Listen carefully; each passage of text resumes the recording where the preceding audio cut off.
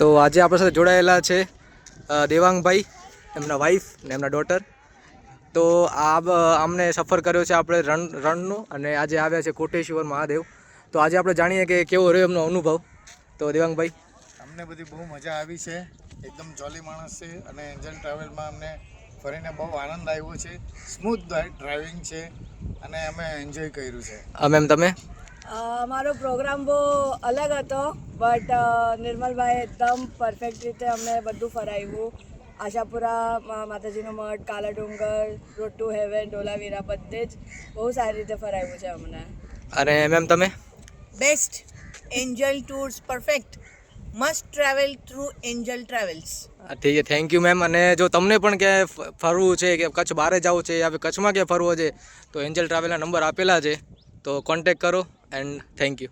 Thank you. ચાલો.